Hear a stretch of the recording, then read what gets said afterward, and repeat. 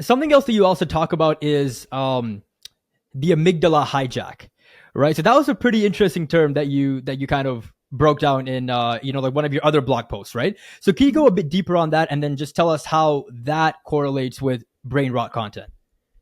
Yes, so the amygdala is the area of our brain that's known to be the emotional control center. And that tends to be what happens if you've ever been in an area of a heightened state of emotion and you just wonder why words have blurted out of your mouth or why you've made a decision that's out of your Mm-hmm. norm. It's what happens when you're in these heightened emotional states. It overrides your prefrontal cortex or the thinking center of your brain.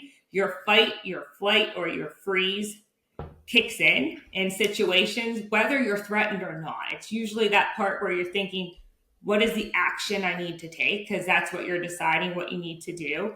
And in digital spaces, that can still happen. I mean, I think we've all are living through this time of sensational content. It's designed to get a response out of you. It's designed at times, which makes me wonder, like, why are we putting out fear-based content? But it does happen. We're putting out content at times that's designed to elicit emotion out of people that it is targeting for. It's designed in that way.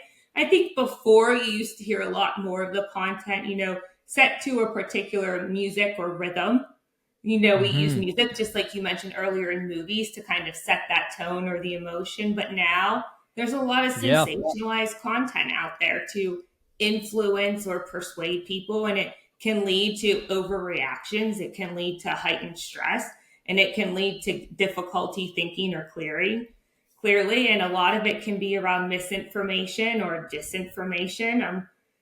And we have to figure out ways, how do we sort through that? So it's almost like our brains are always on this heightened alert now, where we have to almost be detectives and have those tools and strategies in place for ourselves. And sometimes when I start to recognize the strategies that people use, I'm like, oh, where are they trying to go with this? Once you start to break down some of the content that Yeah. you see on social media, or to just even recognize some of it, especially as if you think about like late night TV and the commercials you see, all of a sudden it starts to become, of course, sleep aids and things like that. You can start to kind of recognize or say, okay, this makes sense why these ads are targeted late at night. But you can also see Yeah. how that will play over into social media and the algorithms based on the content you start to engage in other ways. So you can kind of mirror that a little bit in some ways and start to realize maybe why some of the content you're engaging with is now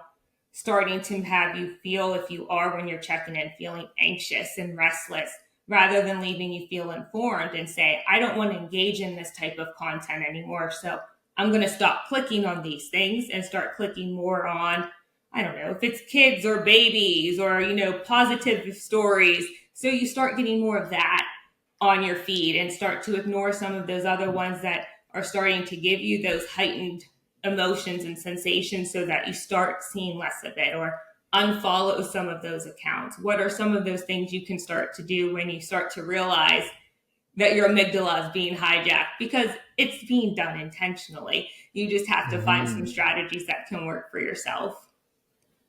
Yeah, exactly. And then, like as you mentioned with movies, like it's a much more smoother build up, right? But Mhm. obviously with short form content, it's like immediately it just like spikes your attention, right? And then historically, like we only react like that if we're being hunted or something like that, right? Like that's not really an emotion that you use all the time, right? And as they say, when your emotion goes up, your intelligence tends to go down, right? So if you're constantly being stimulated like that, your ability to think, is gonna go down quite dramatically,